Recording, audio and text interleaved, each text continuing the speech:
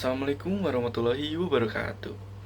Perkenalkan, nama saya Revie Fajar Anugrah dengan NPM 2022 01500118. Oke, baik. Jadi di sini saya akan melakukan konseling traumatik dan saya pribadi akan menjadi konselor. Jadi saya eh, menggunakan pendekatan kognitif behavior terapi dengan teknik kognitif restructuring. Nah, jadi saya mengambil tema di mana klien ini merasa dirinya tuh takut beraktivitas di luar rumah setelah klien ini mengalami kecelakaan. Assalamualaikum warahmatullahi wabarakatuh. Perkenalkan, saya Muhammad Selasa Putra dengan NPM 2022 Hari ini saya akan menjadi sebagai klien dari Rifki Fajar Anugrah. Pak Rizky ya? Ya, betul. Silakan duduk. Ayo Pak. Jadi sebelumnya kalau boleh tahu dengan nama siapa? Perkenalkan nama saya Muhammad Selasa Putra Pak. Bisa panggil Surya. Perkenalkan, saya Rifki Fajar Anugrah. Di sini saya sebagai konselor. Oke, selamat sore. Bagaimana kondisi Anda hari ini? Saya masih sering merasa cemas setiap kali saya keluar rumah, terutama ke jalan raya. Saya rasa deg-degan dan berpikir saya kacau. Oke, baik. Terima kasih sudah jujur dalam menyampaikan perasaan Anda hari ini. Bisakah Anda ceritakan apa yang biasanya Anda terlintas di pikiran Anda saat merasa kecemasan Anda itu muncul? Saya merasa tuh jadi kayak kalau misalnya saya keluar rumah pasti akan terjadi suatu hal yang nggak diinginkan gitu. Oke, baik. Jadi pikiran yang muncul adalah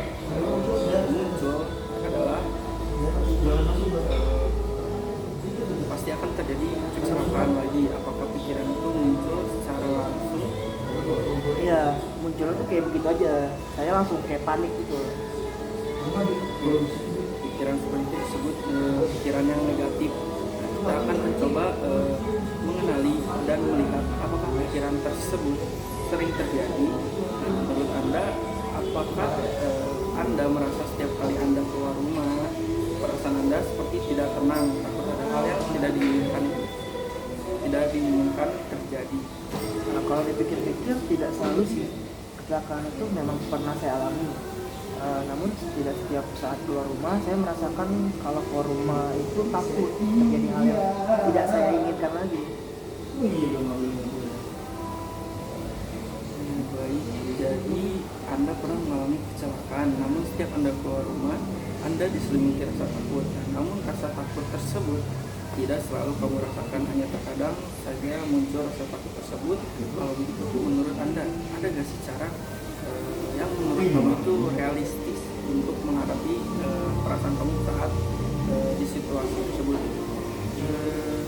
Mungkin menurut saya kecelakaan itu suatu peristiwa yang terjadi secara tidak sengaja dan hanya terjadi sekali, bukan suatu yang pasti terulang kembali.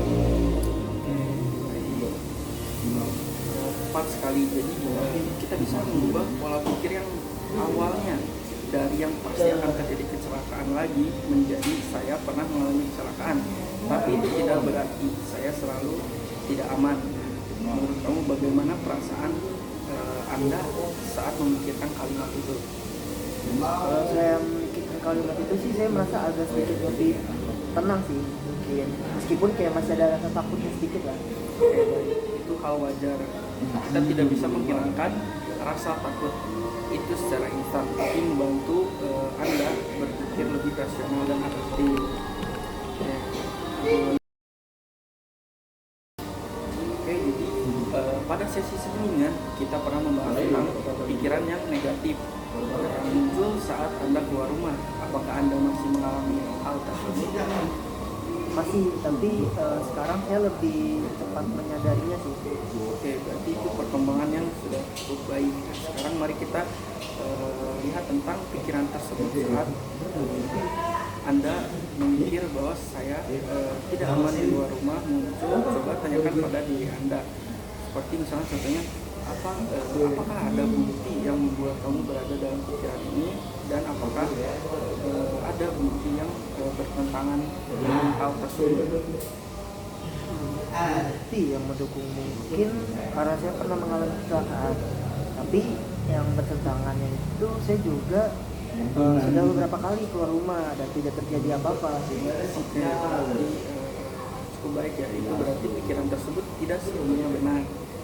Sekarang bagaimana jika kita menyusun menjadi pikiran yang lebih seimbang? Mungkin seperti kayak saya pernah mengalami kecelakaan, tapi sekarang saya bisa lebih berhati-hati dan setiap keluar rumah itu tidak berbahaya. Tepat sekali. Bagaimana perasaan Anda setelah memikirkan pikiran alternatif tersebut? Menurut saya sih lebih merasa jadi lebih berani dan tidak terlalu tegang. Oke, baik. Mungkin minggu ini saya ingin Anda mencatat setiap situasi yang memicu kecemasan, pikiran negatif yang muncul, dan pikiran alternatif yang lebih rasional. Oke, mungkin saya akan coba nanti. Oke, baik. Setelah menerapkan latihan tersebut, bagaimana sih perasaan Anda sekarang? Awalnya sih sulit sih, tapi sekarang saya mulai bisa mengendalikan pikiran saya. Langsung panik, tapi saya tidak panik lagi seperti sebelumnya. Oke, baik sekali. Bisa Anda ceritakan contoh situasi yang berhasil Anda atasi? Nah, kemarin saya harusnya pergi ke toko. Awalnya muncul pikiran ini berbahaya, tapi saya ubah menjadi saya pergi dengan berhati-hati dan pulang dengan aman. Akhirnya saya bisa pergi tanpa panik. Oke, baik. Contohnya cukup baik. Apa pengaruh perubahan cara berpikir tersebut terhadap perasaan dan perilaku yang kamu rasain? Saya jadi lebih tenang, lebih percaya diri juga, dan tidak menghindar aktivitas seperti sebelumnya sih. Itulah inti dari rekonstruksi kognitif. Anda belajar mengenali, menantang, dan mengunci pikiran negatif dengan yang lebih rasional. Untuk kedepannya, teruslah gunakan teknik ini dan tulis seperti refleksi singkat jika tidak berjalan. Saya lebih siap sih buat menghadapi ketakutan saya selama ini. Saya senang mendengar perkembangan Anda. Ingat, pikiran negatif itu bisa muncul kembali, tetapi sekarang Anda sudah memiliki kemampuan untuk mengelola secara sehat dan adaptif. Namanya itu gila. Terus Ya. dan bos, bos.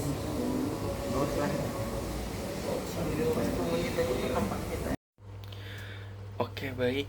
Jadi kesimpulannya dari sesi konseling ini menunjukkan bahwa pendekatan kognitif behavior terapi yang menggunakan teknik kognitif restructuring itu dapat berjalan secara efektif, di mana dalam membantu klien mengatasi ketakutannya saat klien ini beraktivitas di luar rumah setelah mengalami kecelakaan.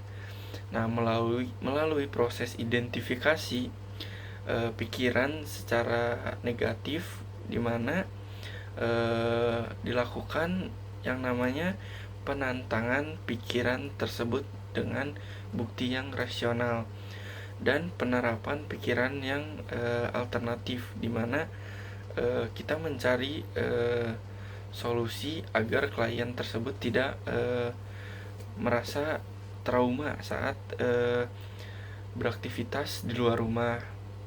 Nah, jadi klien mampu mengurangi rasa kecemasan tersebut dengan meningkatkan rasa percaya diri dan merasa lebih mampu dalam mengelola ketakutan secara sehat dan adaptif. Nah, jadi pendekatan ini menunjukkan potensi yang sangat besar dalam proses pemulihan psikologis dan trauma serta kecemasan terkait pengalaman traumatis yang dialami klien tersebut.